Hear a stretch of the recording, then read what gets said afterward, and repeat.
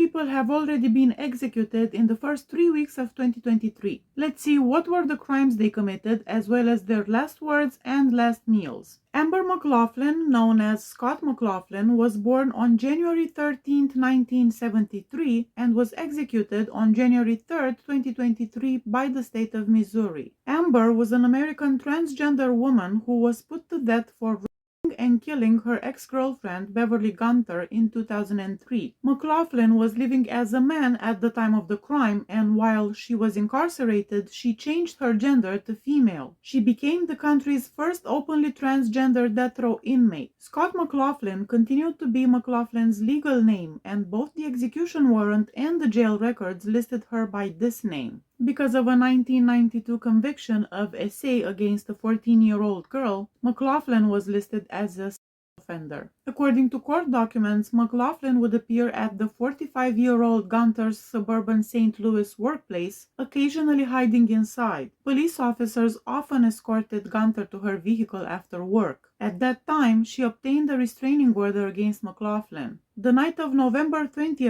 2003, Gunter's neighbors reported her disappearance to the police. Officers arrived at the office building and discovered a blood trail and a broken knife handle close to her car. A day later, McLaughlin directed police to the spot where the body had been discarded in St. Louis, close to the Mississippi River. The jury was split evenly during McLaughlin's 2006 trial over the death penalty that would result in a life sentence in jail in the majority of American states. However, Missouri is one of just 2 states, the other being Indiana, where a judge has the authority to execute a person if the jury cannot agree on the appropriateness of the death penalty. McLaughlin's difficult background and mental health issues, which the jury was never told about during her trial, were mentioned in the clemency appeal. According to the petition, when she was a toddler, a foster provider put feces on her face and her adoptive father shocked her. It mentioned extreme depression that led to numerous attempts at suicide as a child and an adult.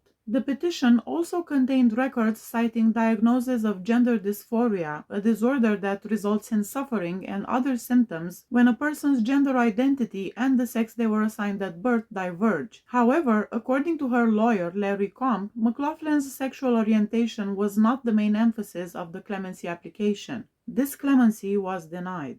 A spiritual advisor was on Amber McLaughlin's side as she talked softly while receiving the lethal injection of pentobarbital. McLaughlin took several deep breaths before closing her eyes, and she was declared deceased a short while afterwards. In a final statement that McLaughlin had, she said, "I'm sorry for what I did. I'm a loving and caring person." Her final meal had a cheeseburger, French fries, a strawberry milkshake, and a bag of peanut M&Ms. Robert Alan Fratta was born on February 22, 1957, and he was executed on January 10, 2023 by the state of Texas. Robert Fratta was given the death penalty in 1996 after a Harris County jury found him guilty of organizing a murder-for-hire scheme to eliminate his wife Farah despite his repeated claims of innocence. The former police officer and firefighter was attending church at the time, but authorities marked him as a suspect partly because it was claimed that before the crime he had reportedly searched for a hitman. Prosecutors claimed that in the end he recruited Joseph Freitas, who then hired a third person to carry out the murder.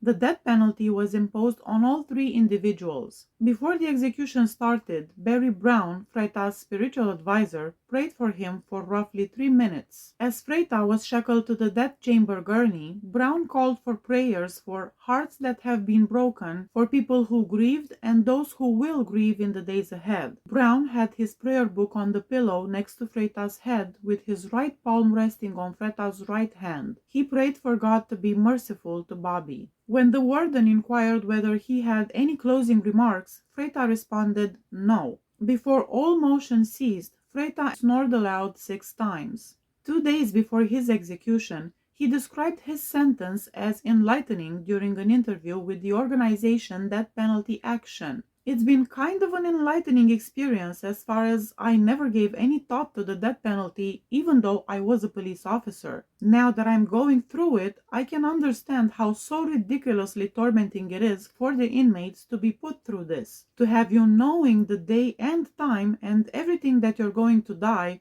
and it's just prolonged, and everything that they put you through beforehand, this is torture. One of his sons, now 37 years old, as well as his former brother-in-law, were present at the execution. He did not look at them, not even for a second. Since he was executed in Texas, there was no special meal granted to Freitas. The state banned any special meal requests in September 2011 after condemned prisoner Lawrence Russell Brewer asked for a substantial and pricey farewell meal but refused to eat any of it, claiming that he was just not hungry. The other day, I found Freitas' pen pal profile.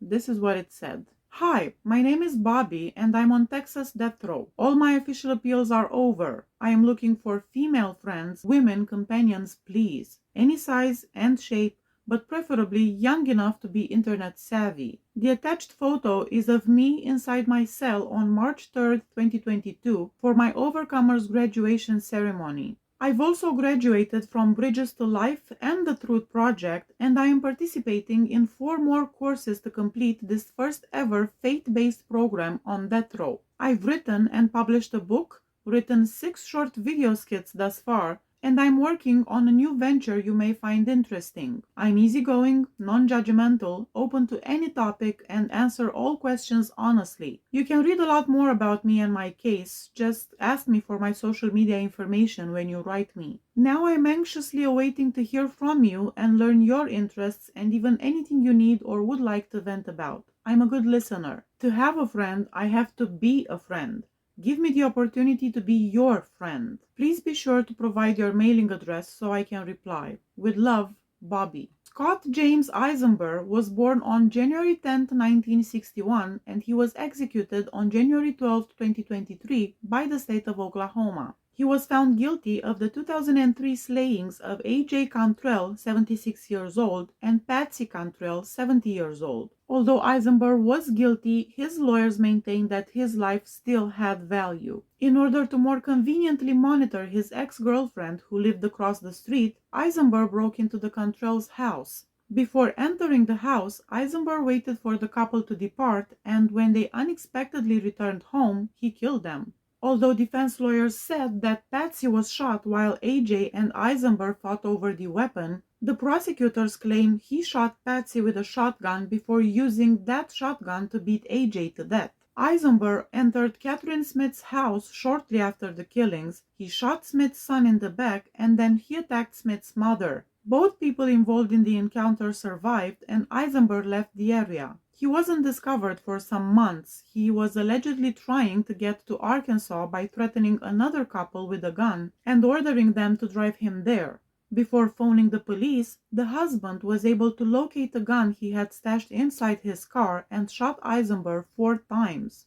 At 10:01 a.m., Eisenberg's execution started. The 3 drugs used in Oklahoma's current fatal injection procedure are midazolam for sedation, rocuronium bromide for stopping breathing, and potassium chloride for stopping the heart. In order to make eye contact with those witnesses who were present for him, Eisenberg raised his head a few times and nodded. 2 of them were lawyers, and one of them looked like a relative. 14 minutes after the execution procedure started, a doctor gave Eisenberg one more checkup and pronounced him dead at 10:15 a.m. Hood, his spiritual advisor, prayed over Eisenberg as he lay dying. In his last statement, Eisenberg said, "I told the truth. I cannot convince everyone that I told the truth, obviously. The court also said I told the truth. So for those people out there who don't seem to want to tell the truth, that's on them. That's on their head. I'm at peace. My conscience is clear completely. I love my children." I apologize profusely to all the victims. I make no excuses. I belong in prison. As he began to receive the drugs, he mouthed the words "I love you" towards his daughter who was in the witness room. His last meal was a medium rare ribeye steak and 2 sides of fries. There are 5 executions scheduled for the month of February: Wesley Lynn Ruiz, Leonard Sheldon Taylor, John Lizelle Ballantyne, Richard Eugene Glossip, and Donald David Dilbeck. It remains to be seen how many of them will be carried out, as clemency and stays can be given at any moment. Please hit that subscribe button if you like my channel. See you next time. Bye bye.